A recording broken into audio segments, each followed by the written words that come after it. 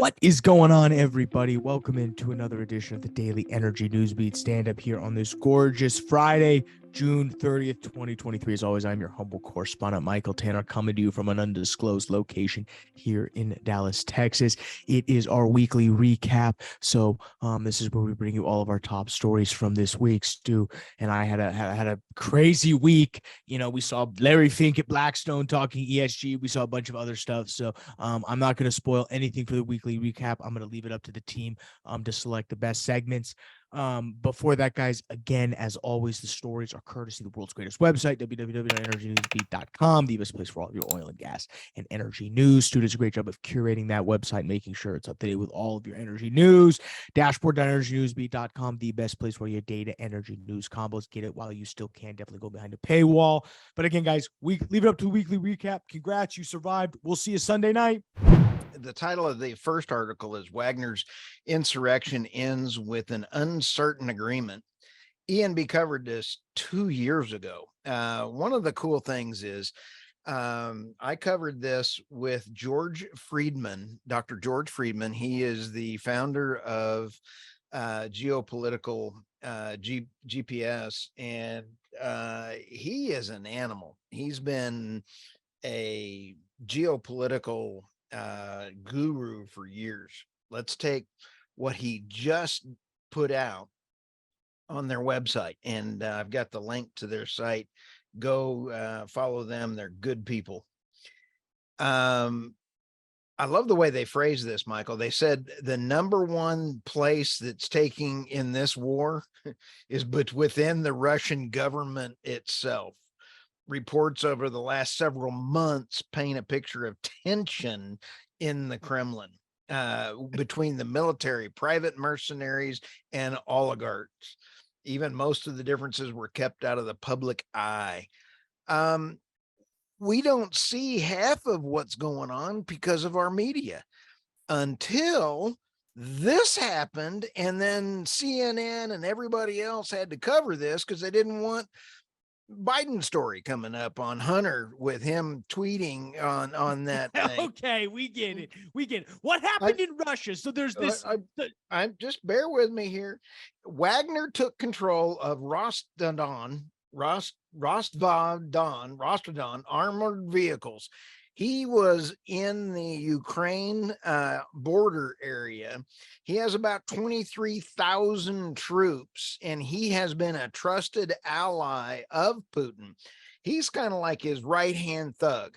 I mean, if you want to take, my imitation of Putin is always, almost a cross between Putin and the Sopranos. Well, this guy is notching up the Sopranos, okay? When you sit back and you take a look at the Wagner group, they learned everything. I mean, the Sopranos learned everything from these guys, okay? They got bodies everywhere. And half of their people are from Africa. That's crazy. Yes. The Kremlin's response was quick. First, it tried to deplete the ranks of the Wagner fighters. The defense ministry also announced it was aiding the Wagner fighters who asked for safe return.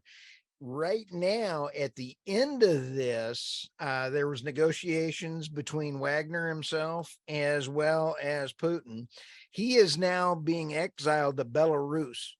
What is Belarus, Michael? I don't know, Russian puppet state. Exactly.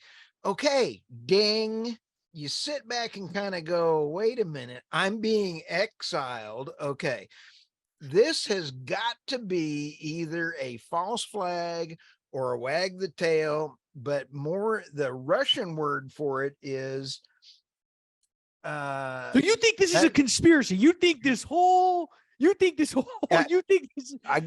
interesting. That's your take. Yeah.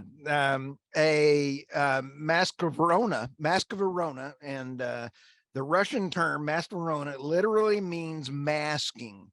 An early military meaning was camouflage, soon extended to battlefield masking using smoke and other methods of screening. Some of my Russian contacts in the media were letting us know that this is what they think it is. So Interesting. here's the big point of this. If Putin may have been trying to drag out who's on his side and who's not on his side, who's the number one ally he's had as a thug, and that is the Wagner Group. Why would the Wagner Group suddenly make this run 200 kilometers north, waving their flag, and everybody was like, hey, it's the Wagner Group? I mean, it was more like a pope driving. I'm with you. I mean, this has got all the earmarks, dude. Interesting. So this guy, so basically Yevgeny Perosnev, Wagner chief. Interesting, because it is fascinating that he's not a military guy by his pedigree. He used to serve Putin food, and then all of a sudden he just is in control of one of the largest private mercenaries in the world. Why is this guy going to double cross Putin? And he's the number 5 guy in the Russian area, Russian political, as being the top 5 political people. Oh, I see. So interesting. You think this was set up, and it's, well, only time will tell, but he definitely. I mean, so what is CNN? CNN is and everyone in the corporate media, what they're telling us that he attempted to march into Moscow and got stopped by Russia. Yeah, they don't have the facts accurate. And I've kind of enjoyed, I've been forced to watch CNN as where I'm sitting for the last few days. But in 2 years ago, I've interviewed Dr. George Friedman several times. He, like I said, is a cool dude. He and I've included the link to one of the articles 2 years ago. We talked about how important and Putin's thought process on Ukraine was. Dr. Friedman also said that Putin is a bad dude. Putin also is a good Russian leader and does what and puts Russia first. In order to do what a good Russian leader would do, he would take back Ukraine. We talked about that 2 years ago and how he was going to do it. No, you and George Friedman were ahead of the game here. You can go to Energy Newsbeat YouTube. It's the pinned video there. It's probably our most watched video. We've had 4,000, I think, on ours. It's over 30,000 now on theirs. And it's pretty crazy. That was back when I was still editing the podcast. So it looks horrible, but that was because it was me. So you can thank thank Andy for doing a much better job on this podcast than we do now. We love you, Andy. We appreciate it. All right. So you think this was a whole charade? Interesting. I love the take. What else happened? It was also a busy weekend. What's next? Well, there's also more to this story.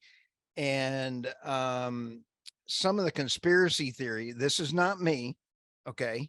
Some of the conspiracy, we'll take this conspiracy theory. It's not some random guy on Substack. I have no doubt. It's just you, who is the definition of a random guy on Substack.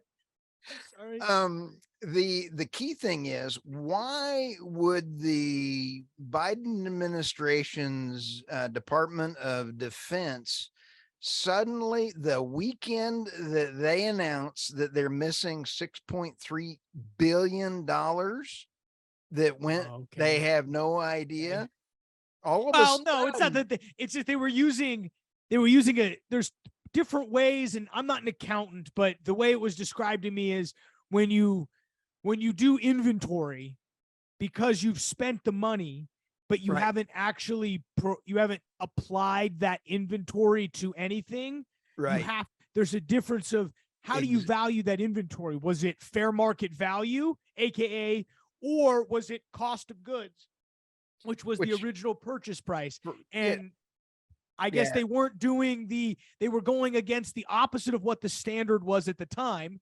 And when you move it to the other standard, your value, they basically sent them $6.2 billion more. Just insane. You could have thrown that my way. Oh, absolutely. What's a few billion between friends? As you We've and I always said it. let. All We've right, but always said it. All there's right, more. what's next? I think there's more to the story, and I'm not saying that that's it. I'm just saying that's what's out there. From Merck to Microsoft, these are the companies that BlackRock controls the most of. I'm Michael, sure. Let me just take a quick swing here, Stu. I'm going to go out on a limb and say they're all ESG friendly, right? I'm sure. try again. Yeah, Is most of them ESG friendly? somewhat. Here's where I don't think any of them are. There's Meta. I'm looking at this. None of them are. Well, here's where it gets me worked up. You and I have talked about you go to Google, this thing called Google, which is shadow banning our website, but we still get 60,000 people a day to it. You sit here and you take a look at this. They go carbon neutral since 2007. Bull hockey. How many servers is Google running? That eats up more heat than all the whales on the planet. Anyway, we should go back to fire. I'm with you. We should go back to pre-fossil fuels. Oh, absolutely. Okay. So the next one here, you say Meta. How in they're running all this. How in the world is Meta carbon neutral? Are they borrowing carbon credits? Apple? You got to be kidding me. You've got their biggest. Let's roll down here. Here's their biggest investments: BlackRock, ESG friendly BlackRock, Apple, 170 billion. They're ESG friendly, just operating sweatshops in China. They're good. No. That's good. That's good. ESG. Talk about Nvidia. Nvidia, Microsoft, 155. ChatGPT, basically about to put an entire industry out of business. Basically about to put hundreds of millions of people out of work. Broadcom. Co-founders injecting vaccines all over Africa randomly. That's number 2. ESG. Yep. Love it. And that's literally half of the fund. You've got number 3, Indivia, chip maker, Taiwan. Oh, I'm sure that's a great facility. Oh no. And it's the chips that are going into the wasted dump. We've got a video that our production team is doing. You missed that today since you were like working at Real Job. That all the solar panels are actually going to be more waste than all the nuclear waste in the world. Yeah. Amazon's actually number 3. I see they have them ranked here. It's a little bubble chart. Amazon's number 3. That seems like a fun place to work. 12-hour shift, peeing in a bottle. Oh, yeah. Nice. Okay, you work there. At number 12 and number 22. Chevron and Exxon. That is ESG friendly right there. I can get behind that, BlackRock. Here, this is hypocrisy at its finest. I mean, you can't tell me that they stand up there and Larry Fink is up there saying, and then have you ever seen any of the BlackRock commercials yet? They're making me airsick. They've got a man standing there and a janitor, and he's sitting there going, we want to fund your retirement with ESG. I threw up in my mom's hospital room watching this thing. It is disgusting. We want to charge you more fees for ESG funds and still go buy Apple, Microsoft, Amazon, Google, Indivia. It's a scam for fees. Yeah. And then, I walk across the road and get arrested for jaywalking, but these knuckleheads can get by with murder. Oh, that sounds like crimes, high crimes. Yeah. Sounds like a politician. Larry Fink, politician.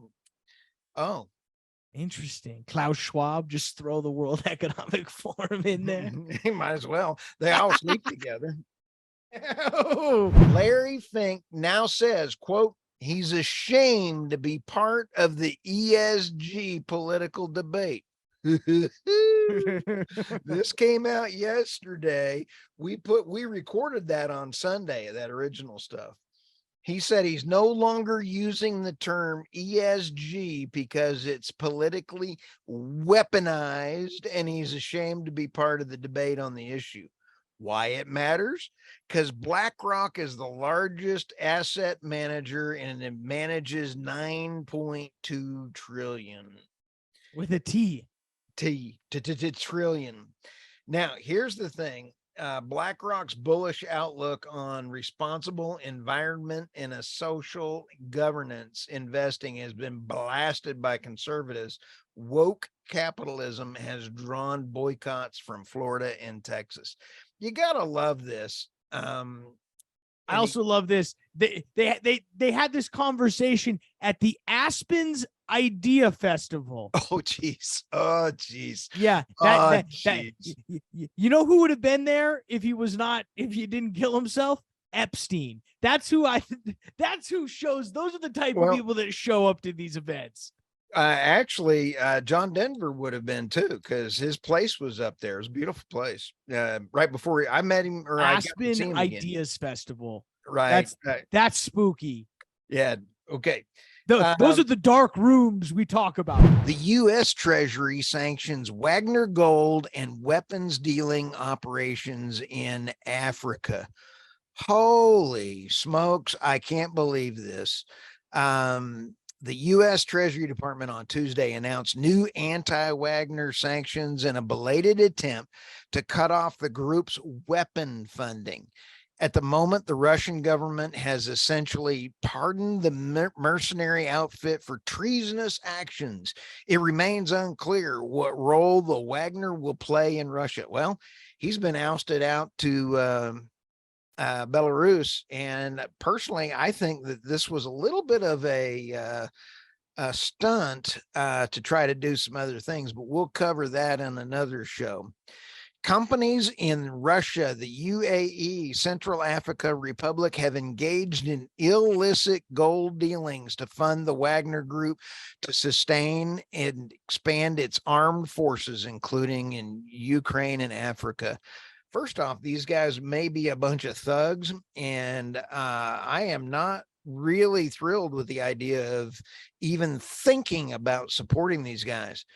But there's got to be another way for Secretary Yellen, as the United States Treasury Department, sanctioning this. This is not good. Weaponization of the U.S. Treasury Department is going to cause serious repercussions for the U.S. dollar coming down the road. We got to get some new energy policies. We got to get some new financial and fiscal responsibility. Weaponizing the dollar is bad, no matter if you're Republican or Democrat. It's bad.